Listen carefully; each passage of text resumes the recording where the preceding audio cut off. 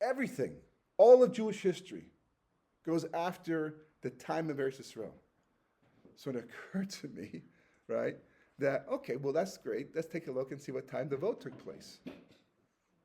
It took place in New York, right? So, you can actually look these things up. You can look and see what sundown was in 1947. They have it all recorded. And I looked it up, and sure enough, that when the UN voted, it was the 16th of Kislev in New York, but it was already the 17th of Kislev in Eretz Yisrael. There's your one. There's your one.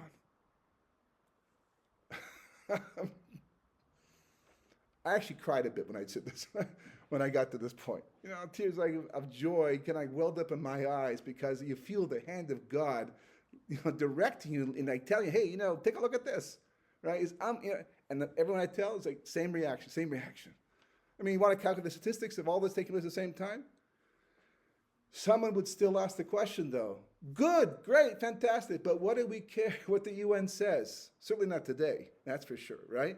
But what do we care? The UN says, yes, no, we're the Jewish people, it's our land, God gave it to us. Look at the first Rashi, right? In Parshas Bereshis, why it mentions Bereshis, Malachim, and Shemaim V'Zaris, because Hashem is telling us that they're going to call us Ganavim, Gizlanim, and the Tetra. But it's our land, God made the world, He gave it to us, so what do we care what the UN says? Yeah. Isn't that one of the major arguments against the Satmar position? Which part? That the world recognized our right to it. That wasn't as if we were just grabbing it. If that were an argument with Satmar, they would just throw it right back in your face because they'd say that proves nothing. On the contrary, they hold it. They would say that who are they? they work for the Sitra Achra. They work for the fact that they gave it to you. They would say is proof that it's not from Hashem. I thought that if the world recognizes it as a Jewish place, that's no. But I'll tell you who would agree with you. The Vilna Gaon. The Vilna Gaon. Because the Vilna Gaon says in a sefer called Kol HaTorah, and Kol HaTorah, right? Whoa, wait a second. Isn't that controversial? Of course it is. Of course it is. You can talk about Mashiach ben David, and the Satan doesn't care. Because that's like having a key to the executive kitchen, but no key to the front door. Big deal. What you going to do? You can't get in anyhow. So I got the key to the kitchen. No, yeah, just go ahead, eat. I can't get in, right? Mashiach ben David, so what? Mashiach ben Yosef, that's a different story. Tell us what we can do to expedite redemption. Oh, he's going to be all over that one. Because that's how it works. That's the rules of creation. That's how it works. But anyhow, if you look in Kol HaTorah, especially the red version, everything is cross-referenced to others for him that the Gra wrote, that we know for sure he wrote. And the Sefer I mentioned before, Achres Bereshis, also. You can see all the same ideas. You know what he says there? He brings a pasuk from Shir Shirim, because the Gra was so into redemption, so into Gula, Kabbalistically, so many insights, so many ideas you need to know to understand what's going on today, and to understand how to behave, how to act. But he says over there, it's tied back to the Achishena B'tah thing all over again, right? If the Jewish people merit the final redemption, meaning we've done the tshuva, at least majority of the Jewish people have done tshuva, we've done whatever Hashem wants us to do, to whatever level He wants us to do it. If we do that, then we don't have to entertain, listen to anybody.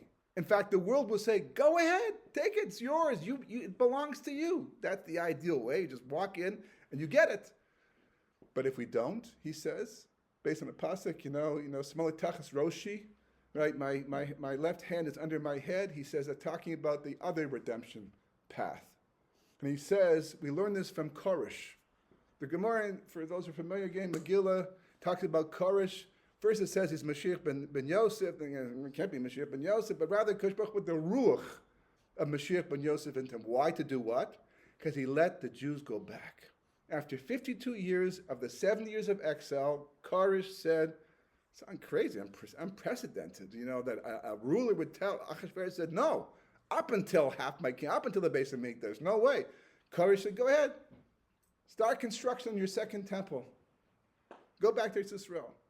42,000 people went, right, with his permission. The Gra says that was a paradigm. That was the way it's supposed to be. If we don't deserve redemption because of how we're behaving, then we can only do what he says with the permission of the nations of the world. The Brisker Rav is quoted as saying that the UN only came into existence for that one vote, to make it easier for us. Just like the war of Gog and Magog. You know what the war of Gog and Magog is? Hashem saying, I'm not going to make you go after all your enemies around the world. I'll bring them to you. And then we'll deal with them. Like it's like bowling, right? You hit the center pin, they all go, right? That's the war of Gog and Magog. It's the same thing. Kosh Baruch Hu says, he says, you want to be able to get the permission of all the nations of the world without having to go to all, talk about shuttle diplomacy, you have to go from one country to another. So Hashem brings them all together in the UN, and they have a vote, and we get the land. So according to the Gra, yes, it's essential, right? Another piece of information that puts it all together. But just to tie it back to the original point, back to the original idea, it's all, we didn't deviate, but the idea is really the same idea. See, peace Yeshua. The Jewish people, they didn't do that. It wasn't real for them. They saw it happening, and that's the reason why 4/5 died in Makkah's Choshech. Because after they saw Mitzrayim being destroyed, right, you have an option. Honestly, I empathize. If I was being told, even though I didn't like Egypt and I'm being enslaved there, but what's to go into the desert? You're gonna, with no provisions, you're gonna follow God, but you can barely see, and it's all new to you, and you're gonna risk your life and your family and everything, and run it into the desert. That's a harsh reality to have to deal with. So 4/5 said, nah, that's not for us. We're gonna stay instead here in Mitzrayim. After all, we built the place. Right? It's been destroyed. The Egyptians are no longer. So why not? Let's move in. So God said that's not the deal. That's not the program. This has to end in Eretz Yisrael. And the reason why it took 8 plagues, because the 10th plague, there was no free will anymore. For the same reason why the Egyptians were about to be destroyed. Same reason. Hashem revealed himself so much by the 10th plague, you could not ignore him anymore. There was no free will. You have to be able to deny God to have free will. So you can choose him. So Hashem said, if by the 8th plague you're not on the same page, you can't stick around for the 10th one. So the 9th plague is when Akash Baruch Hu took him out. But here's the most frightening thing about all of that. Right? The most incredible thing about that is that the Gemara says, V'chein Yimosim Mashiach. Another Gemara in Sanhedrin, right? That's on Kuf Yud Aleph, right? Amud Aleph over there, right? Gemara says that just like the 4/5 died in Makkah's Choshech, likewise the 4/5, well, whatever the number, it doesn't really say 4/5, but the similar scenario will happen also Yemosim Mashiach. And the scary thing is that no one argues. Rava says it, and nobody argues. And let me show you something else. If I can find it.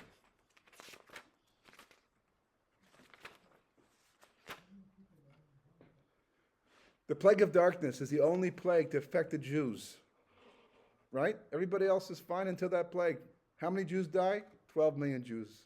4/5 the population. There were 50 million Jews before the plague of darkness. 3 million Jews left. Do the math. 12 million Jews died. 12 million Jews died. I don't know how they covered that up, right? Even they had 3 days to knock them off and to bury them, right? Somebody had to say, where'd everyone go? It's like, weren't there a lot of you before? It's like, but we don't deal with that issue, okay?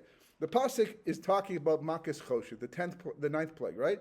V'yomer Hashem Moshe neteh yedcha al shamayim v'hi choshech al haaretz Mitzrayim v'yamesh choshech. That's what the pasuk says, right? Hashem said to Moshe Rabbeinu, stretch your hand out over the Shemayim, and there'll be darkness over Mitzrayim, a darkness that, can't be felt. So the Medrash talks about the fact that if you're standing, you couldn't sit. If you're sitting, you couldn't stand. All right. Rashi brings down different possibilities with the root, kind of like mamashis, what the root is, right?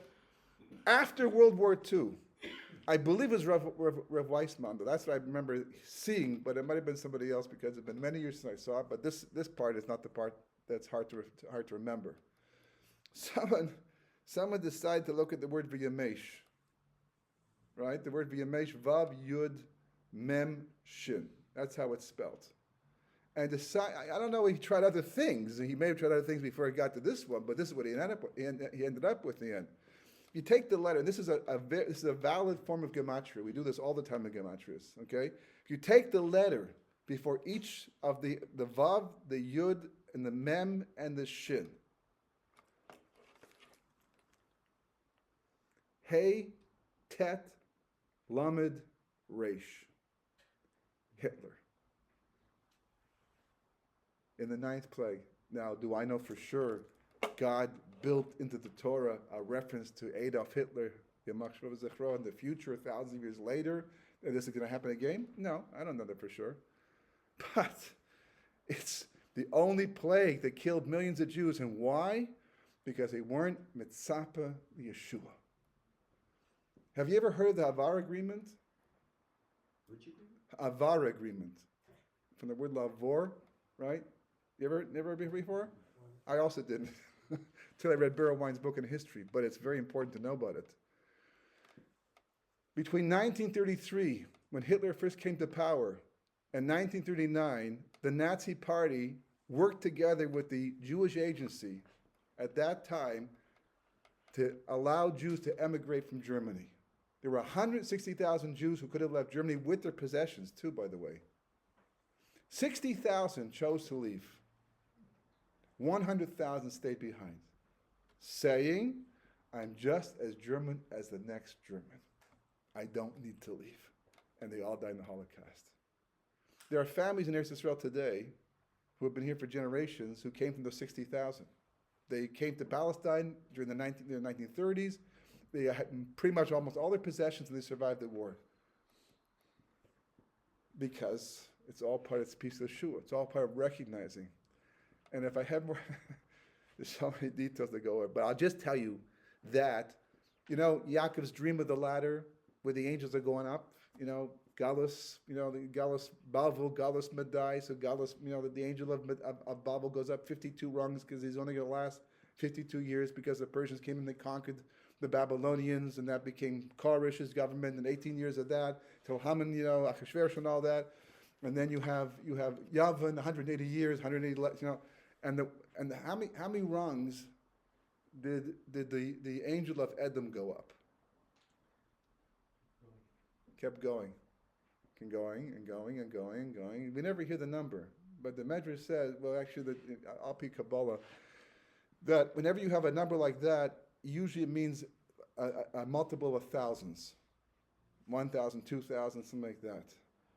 2,000 actually is a very important number because, as you know from the Gemara in Sanhedrin, right, the world is divided into 3 periods of 2,000 each. 2,000 is a very insignificant number in this Cheshbon, right? So it turns out that if you just look in Wikipedia, when did the Holocaust actually begin? What was the official date starting by the Holocaust?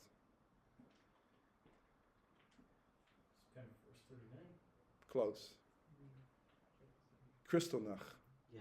1938. Even though at the time we didn't know the Holocaust was coming. But once the Holocaust occurred, historians realized that was the beginning of, it was just a question of time before the final solution began. That was in the 40s. But the official date of the Holocaust is 1938. If you go back 2,000 years from 1938, which I did, right, you know where you get to? 63 BCE, because no zero in the non-Jewish calendar, right? 63 BCE. What happened in 63 BCE? Galus Edom. Pompey came and he came in and conquered Yerushalayim. We lost our independence at that time. He was invited in by, I think, Aristobulus, because there was a civil war going on after the Hanukkah story, right? As they say, be careful what you wish for, because that was an unmitigated disaster. Rather than simply end the civil war, they conquered Eretz Israel, and that was the official beginning of Galus Edom, exactly 2,000 years until Kristallnacht. Now, it's spanning like 2 types of history. There's biblical history, and then there's modern history. Even us, we're believing Jews, right? We believe in Tanakh. We believe it's true. We believe in the stories of the Nevi'im. We believe in the stories of the Malachim. We believe in these stories, right? But it's almost like another planet. Then there's modern history, right? There's all this history, No, there's only biblical history. There's only biblical history. That's all there is. Just because Moshe Rabbeinu closed the Torah in his, by his death, and just because Nevi'im stopped it, doesn't mean that it's all being repeated over time and over time. It's coming back.